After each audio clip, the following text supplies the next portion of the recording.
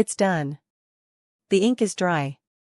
The words, delivered with a practiced, almost theatrical casualness, hung in the air between us like a death sentence. Dad, perched on the edge of his mahogany desk, a gleam of triumph in his eyes that I knew all too well, didn't even look at me. His gaze was fixed somewhere beyond, on the panoramic city view that had once seemed like a symbol of his hard-won success, now just a backdrop to his latest, most audacious conquest. My siblings, gathered in the opulent study as if for a coronation, shifted uncomfortably. Their faces, a tableau of bewildered affection and dawning suspicion, were already mirroring the storm that was about to break. I, on the other hand, felt nothing but a chilling, profound stillness. The carefully constructed facade of our family, the one built on shared history and unspoken loyalties, had just been irrevocably shattered, and only I seemed to see the gaping void. Our family was a peculiar ecosystem. Dad, the patriarch, was a man who measured success in acquisitions and exits, a serial entrepreneur whose charm was as potent as his business acumen. He'd built his empire from the ground up, a feat we were all encouraged to admire, to emulate. My older brother, Mark, had always been the golden child, groomed for succession, already shadowing Dad's every move, breathing the rarefied air of high finance. My sister, Sarah, was the artistic one, ostensibly detached from the corporate machinations, but with a keen, almost predatory eye for the financial fallout. And me? I was the quiet observer, the one who'd always preferred the periphery, content to watch the gears of our gilded cage turn, gathering details that others deemed insignificant. My childhood memories were a mosaic of opulent homes, hushed conversations about stock prices, and Dad's booming pronouncements about legacy. There were the extravagant birthday parties where business partners mingled with distant relatives, the endless stream of mentors and advisors who orbited him, each with their own agenda. Beneath the veneer of success, however, lay a rot of entitlement and a profound disregard for anything that didn't directly serve his own narrative. I remembered one summer, years ago, when I'd been visiting him in his Hamptons estate. He'd been in the midst of a particularly contentious negotiation, the kind that filled the house with a nervous energy. I'd been reading by the pool, lost in a book, when he'd stormed out, red-faced, barking into his phone. He'd slammed it down, then, without breaking stride, grabbed a crystal decanter of expensive whiskey and hurled it against the pristine white wall. The shattering glass, the dark liquid spreading like a stain, was a visceral shock. He hadn't apologized, hadn't even acknowledged my presence. Later, he'd simply had the wall repainted, the incident erased as if it had never happened. That was Dad, explosive, impulsive, and utterly convinced of his own infallibility, with no consequence ever truly touching him. Then there was the inheritance planning, or rather, the lack thereof. When Grandma passed, leaving a substantial but not company-altering sum, Dad had taken charge of distributing it. He presented us with a meticulously crafted spreadsheet, detailing how each portion would be invested for our future. Sarah, who had always been honest about her financial struggles despite her artistic talent, had expressed a desire for a small portion to be made immediately available for a down payment on a studio. Dad had dismissed her concerns with a wave of his hand, explaining that it was for our long-term benefit, that she wouldn't understand the complexities of compounding interest. He'd even subtly implied that her artistic pursuits were frivolous and didn't warrant immediate financial security. The sheer audacity of his control, of his decision to dictate how even our inheritance would be managed, had gnawed at me for weeks. He'd framed it as generosity, but it was naked control. He wanted to ensure we remained beholden, dependent, never truly free from his influence. The final straw, the event that replayed in my mind with agonizing clarity, wasn't a grand gesture of betrayal, but a quiet, insidious transaction. Dad had been hinting for months about retirement, about passing the torch. Mark was already in the executive suite, his name plastered on press releases. Sarah and I were routinely invited to these family gatherings, more as props than participants, observers at the periphery of his empire. This particular afternoon, the atmosphere in the study was heavy with anticipation. Dad had called us all together. He'd called it a family meeting, a rarity that usually signified something momentous. The air was thick with the scent of polished wood and expensive leather. Sunlight, diffused through sheer silk curtains, cast a muted glow on the framed photos of Dad shaking hands with dignitaries and accepting awards. Mark sat closest to him, his posture radiating a quiet confidence that bordered on arrogance. Sarah was fidgeting with the cuff of her blouse, her gaze darting nervously between Dad and the cityscape outside. I, as usual, occupied a chair slightly apart, my notebook open on my lap, though I hadn't written a word in hours. Dad cleared his throat, a sound that seemed to command the attention of the entire room, even the silent portraits on the walls. He began to speak, his voice a familiar blend of gravitas and calculated charm. He spoke of his journey, of the sacrifices, of the vision that had driven him. He spoke of legacy, of continuity. Then, he shifted. His tone softened, becoming almost paternal. He looked directly at Mark. "My son," he'd said, his hand resting on Mark's shoulder, "you have proven yourself worthy. You understand the business, you have the drive. This is your inheritance, your future." And then he dropped the bombshell, not with a roar, but with a whisper that echoed louder than any shout. He explained that he had sold the company. Not to Mark, not to a competitor, but to a venture capital firm, a firm that had been subtly circling for years. The valuation, he announced, was indeed staggering, a figure that made the room spin.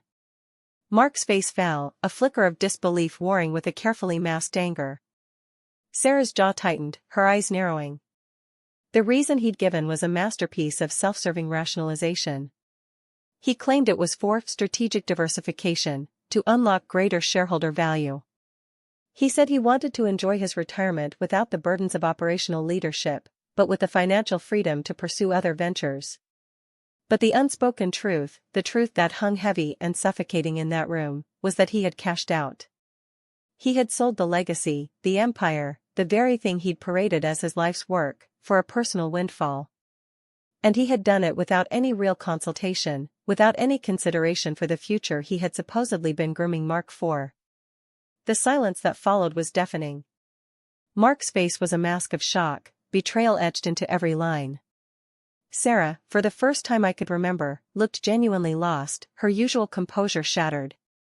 They looked at Dad, expecting an explanation, an apology, anything but this smug satisfaction. But Dad, in his element, offered only platitudes. He spoke of new opportunities, of future investments, of ensuring financial well-being through shrewd management of the proceeds. He was essentially telling them that the company they thought was theirs, the future they had envisioned, was now just a number in his bank account. As they began to stammer out questions, their voices laced with disbelief and hurt, Dad waved them away. "Don't worry yourselves. It's all handled. You'll be taken care of." His words, meant to soothe, landed like stones. He'd signed the papers, executed the deal, and now he was presenting it as a fait accompli, a generous gift he was bestowing upon them. He was the architect of their disillusionment, the purveyor of their dashed hopes, and he wore it like a badge of honor.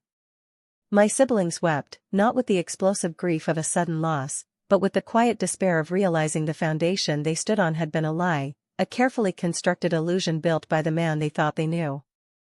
They were adrift, their perceived futures evaporated, leaving them with a bitter taste of manipulation and a profound sense of being used. I, however, felt a different kind of emotion. A cold, hard clarity. The subsequent days were a whirlwind of orchestrated chaos. Mark, blindsided and furious, tried to reason with Dad, his voice growing increasingly strained with each failed attempt. Sarah, usually the mediator, was now withdrawn, her artistic temperament turning inward, manifesting as a profound melancholy. They both bombarded me with texts, desperate for my take, my support, my validation of their outrage. "He's ruined everything," Mark typed, his messages punctuated by frustrated emojis. "How could he do this?" Sarah's messages were softer, more questioning. "I don't understand, why would he sell? What about Mark's career? What about our future?" I responded to them with measured words, offering sympathy without endorsing their anger. I told them I was processing it, that it was a shock.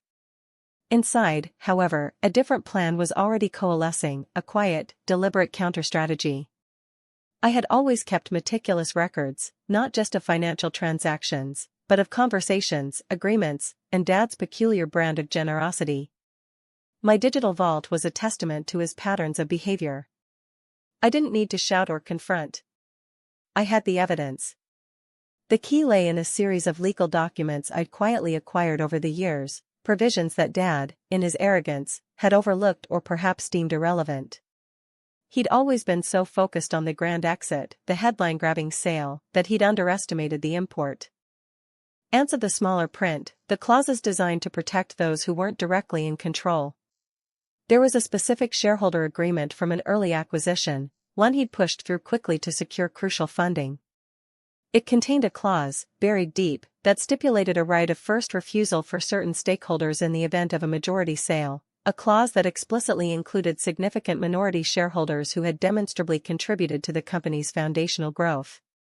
And I, through a series of carefully structured, albeit small, personal investments over the years, had become one of those stakeholders. The venture capital firm was eager to finalize their acquisition, to begin integrating the company into their portfolio. They were rushing, eager to present their successful deal to their own investors. Dad, basking in the spotlight of the sale, was happy to oblige. That was his mistake. He was so fixated on the magnitude of the sale, the enormous payday, that he'd neglected the finer details of compliance. I didn't call a family meeting. I didn't make an announcement. Instead, I made a single, meticulously crafted phone call to the legal counsel for the venture capital firm. I presented them with the obscure shareholder agreement, highlighting the forgotten clause. I didn't plead or threaten. I simply stated the facts, outlining the terms and my rights as a stakeholder.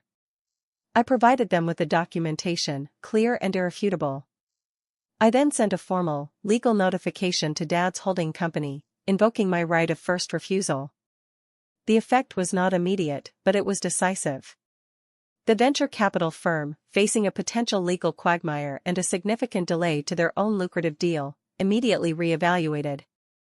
Their legal team, far more thorough than Dad's, recognized the validity of my claim. The sale, as Dad had so proudly announced it, was put on hold. The firm, eager to avoid further complications, began negotiations, not with Dad as the sole seller, but with me. The turning point, the moment I knew my carefully laid plan had succeeded, came with a summons. Not a public one, but a private, urgent summons to Dad's office. He'd called me in, expecting me to fall in line, to accept a paltry settlement, to be grateful for his generosity in including me. He sat there, the same smug satisfaction still lingering on his face, but now tinged with a rising tide of panic. He had brought his own legal team, a battalion of expensive suits, ready to browbeat me into submission. I arrived, not with my own entourage, but with a single, slim manila folder. The room was tense. Dad's lawyers began their rehearsed monologue, their voices droning about market value and shareholder responsibilities. I waited, letting them exhaust their bluster. Then, I opened the folder. I didn't speak loudly. I didn't raise my voice. I simply slid a copy of the venture capital firm's revised offer sheet across the polished desk. It was addressed to the estate of and the valuation, while still substantial, was considerably lower than the original.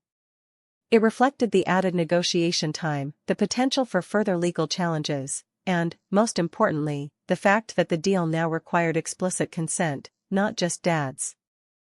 I watched his face. The smugness evaporated, replaced by a stark, dawning horror. His eyes, which had always held a glint of supreme confidence, now widened with disbelief, then contorted with a primal fear. The color drained from his face, leaving him pale and clammy. His lawyers, sensing the shift, fell silent, their carefully constructed legal facade crumbling around them. Dad looked at the paper, then at me, his mouth agape. He opened his mouth, a strangled sound escaping his throat, but no words followed. He understood. He had been outmaneuvered, not by brute force or explosive emotion, but by quiet competence and irrefutable documentation. The empire he'd so gleefully sold was now a prize shared, its value diminished by his own haste and arrogance, a direct consequence of his dismissive attitude towards me. The aftermath was a symphony of frantic phone calls and indignant pronouncements from my siblings. Mark, still reeling from the initial shock of the sale, was now confused by this new development. He couldn't fathom how I had gained leverage. Sarah, her melancholy momentarily lifted by a flicker of curiosity, sent me a hesitant message. "What did you do?" Dad, predictably, went silent. His ego, so accustomed to being in the driver's seat, had taken a catastrophic blow. He couldn't fathom being anything less than the sole architect of his fortune. The sale eventually went through, but under entirely different terms. A significant portion of the proceeds, the portion that had been earmarked for his sole enjoyment, was now significantly diluted.